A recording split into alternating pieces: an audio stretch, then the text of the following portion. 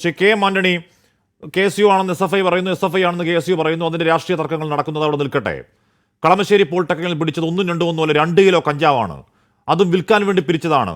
500 രൂപ പിരിച്ച് ഹോളിക്ക് വേണ്ടി ഈ ലഹരി എത്തിച്ചു തരാം എന്ന് കരുതിക്കൊണ്ട് നേരത്തെ എല്ലാവിധ മുന്നൊരുക്കങ്ങളും പൂർത്തിയാക്കി ഈ ചെറിയ സീൽഡ് കവർ ഉണ്ടല്ലോ, ആ കവറിൽ പാക്ക് ചെയ്തുകൊണ്ടിരിക്കുന്നതിനിടയ്ക്കാണ് പോലീസ് പോയി അത് പിടികൂടുന്നത്.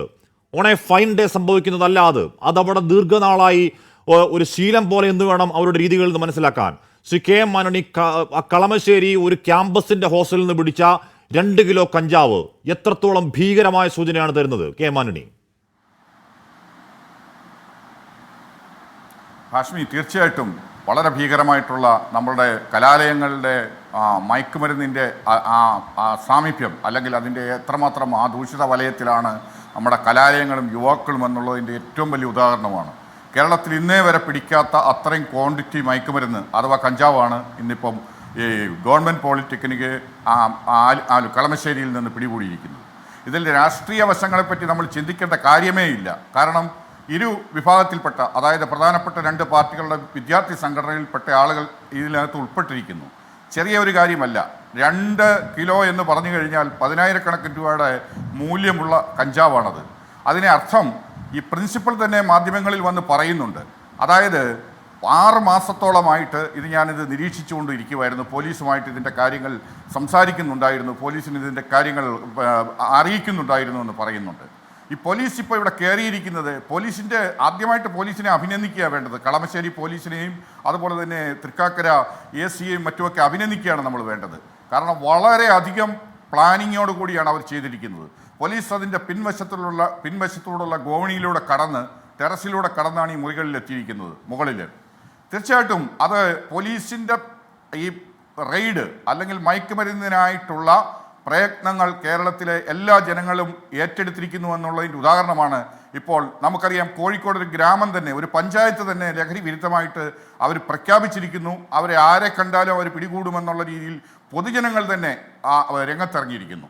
അപ്പോൾ മയക്കുമരുന്നിൻ്റെ വ്യാപകമായ ആ വ്യാപ്തി നമ്മൾ 24-ൽ ഇതിനു മുമ്പും സാമുദായിക മത നേതാക്കളുമൊക്കെയായി ഇരുന്നൊരു ചർച്ച ചെയ്തു. അതിൻ്റെ ഒരു മുന്നോടിയായിട്ട് ചെയ്തത് തന്നെയാണ്. കൃത്യമായിട്ടും ആ രീതിയിൽ സമൂഹം നമ്മൾ ഈ ദിവസങ്ങൾ ഇപ്പോൾ ഒരു ചോദ്യം സ്വാഭാവികമായി വരും. നമ്മൾ ഇത് പെട്ടെന്ന് അറിയുന്നതല്ല. നമ്മുടെ കുഞ്ഞുങ്ങൾ അല്ലെങ്കിൽ ഈ പറയുന്ന അടിത്തട്ടിലേക്ക് 5ാം ക്ലാസ്സിലും 6ാം ക്ലാസ്സിൽ പഠിക്കുന്ന കുട്ടികളിലേക്ക് ഈ പറയുന്ന MDMA അടക്കമുള്ള മാരക ലഹരികൾ കിട്ടുന്നു നമ്മൾ ഈ അഫാന്റെ കൊലപാതകത്തിന് ശേഷം മാത്രം അറിയുന്നതല്ലോ. അതിനു മുമ്പ് നമുക്ക് വർഷങ്ങൾക്ക് മുമ്പേ അറിയാം. വർഷങ്ങൾക്ക് മുമ്പേ കോഴിക്കോട് ഈ പറയുന്ന 7ാം ക്ലാസ്സുകാരി കരിയറാക്കിയ വാർത്തയൊക്കെ എന്നോ വരുന്നുണ്ട്. പോട്ടെ, വൈകിയാണെങ്കിൽ കൂടിയും പരിശോധന ഉണ്ടാവുന്നു. പരിശോധനയിൽ ഈ പറഞ്ഞ ഓരോ ദിവസവും 5-6 കേസ് വെച്ചിട്ട് കിലോ കണക്കിന് MD ഉറപ്പായി പിടികൂടുന്നുണ്ട്, കഞ്ചാവ് പിടികൂടുന്നുണ്ട്. നല്ല കാര്യം. ശ്രീ കെ മാൻ, ഇവിടുത്തെ പ്രശ്നം അതല്ല. ഇവിടുത്തെ പ്രശ്നം ഏതെങ്കിലും പുറത്തുള്ള ഒരു സംവിധാനങ്ങൾ, ഏതെങ്കിലും പുറത്തുള്ള ഒരു ശൃംഖല, അങ്ങനെയല്ല.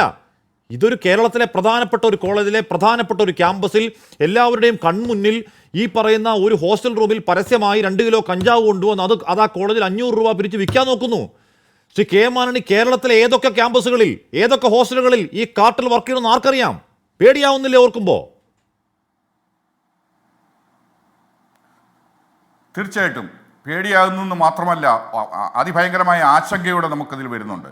കാരണം അതായത് എറണാകുളം പോലെയുള്ള ഒരു സിറ്റിയുടെ നടുക്കുള്ള ഒരു പോളിടെക്നിക്കിലെ ഗവൺമെൻറ് കോളേജ് ഹോസ്റ്റലിനുള്ളിൽ ഇതിൻ്റെ ഒരു വ്യാപാര കേന്ദ്രമാക്കി മാറ്റിയിരിക്കുകയാണ്. കാരണം അവിടെയുള്ള കുട്ടികൾക്കല്ലാതെ അങ്ങോട്ട് പ്രവേശനമില്ല. അങ്ങേറ്റം വന്നു കഴിഞ്ഞാൽ അവിടുത്തെ പൂർവ്വ വിദ്യാർത്ഥികൾക്കും വരാൻ പറ്റുന്നു. ഈ കേസ് പിടിക്കുവാനുണ്ടായ സാഹചര്യം തന്നെ 2 പൂർവ്വ വിദ്യാർത്ഥികളെ മയക്കുമരുന്നുമായിട്ടും കഞ്ചാവുമായിട്ട് പിടികൂടിയത് അവർ തന്ന സൂചനയുടെ അടിസ്ഥാനത്തിലാണ് ഈ റെയ്ഡ് ഇവിടെ കാര്യമായിട്ട് നടന്നത്. ഇത് ഈ ഒരു ഹോസ്റ്റൽ മാത്രമല്ല, നമ്മുടെ കേരളത്തിലുടനീളം ഹോസ്റ്റലുകളും കോളേജുകളും കേന്ദ്രീകരിച്ച്, അല്ലെങ്കിൽ മുമ്പ് പറഞ്ഞതുപോലെ ചോക്ലേറ്റ് മിഠായികൾ കുട്ടികൾക്ക് കൊടുത്ത് അവരെ ആ രീതിയിലേക്ക് കൊണ്ടുവരുന്ന ഒരു ഗൂഢസംഘം പ്രവർത്തിക്കുന്നുണ്ട്. അറിഞ്ഞോ അറിയാതെയോ അവർക്ക് നമ്മൾ ആരെങ്കിലുമൊക്കെയോ അതിന് സഹായമോ അല്ലെങ്കിൽ മൗനമായിട്ടുള്ള സമ്മതമോ അല്ലെ പ്രോത്സാഹനമോ ചെയ്യുന്നുണ്ട്. തീർച്ചയായിട്ടും നമ്മുടെ സമൂഹം ഇന്നിപ്പോൾ ഈ ഗവൺമെൻറ്റും അതുപോലെ തന്നെ പോലീസും എക്സൈസും മുൻകൈയെടുത്ത് ഈ രീതിയിലേക്ക് വന്നിരിക്കുന്നു എന്നുള്ളത് വളരെ സാധാരണമായിട്ടുള്ളൊരു കാര്യമാണ്. നമ്മളിപ്പം ഇതുവരെ എന്തുകൊണ്ട് ചെയ്തില്ല എന്നുള്ള ചോദ്യത്തിന് ഉത്തരത്തിലേക്ക് നമ്മൾ കടക്കുന്നതിന് മുമ്പായിട്ട് ഇപ്പോൾ ചെയ്തുകൊണ്ടിരിക്കുന്നതിനും പൂർണ്ണമായ പിന്തുണ കൊടുക്കുക. എല്ലാ ആൾക്കാരും ഇതിലേക്ക് ഉറപ്പായും അത് തന്നെയാണ് കാലഘട്ടത്തിൽ എന്നിരുന്നാൽ പ്രശ്നം. അല്ല, അതിനകത്ത് പോലും രാഷ്ട്രീയം ഇതിനെ നോക്കുന്നത് SFI ആണോ, KSU ആണോ, CPM ആണോ, കോൺഗ്രസ് ആണോ, BJP ആണോ, രാഷ്ട്രീയമൊക്കെ തൽക്കാലം മാറ്റിവെച്ച് സകല മനുഷ്യരും ഒരുമിച്ച് ഒന്നാകെ ഇറങ്ങാനല്ലാതെ ഈ ദുരന്തകാലത്ത് രക്ഷപ്പെടാൻ മാർഗ്ഗമില്ല കേട്ടോ. ഞാൻ അങ്ങയിലേക്ക് എത്താം.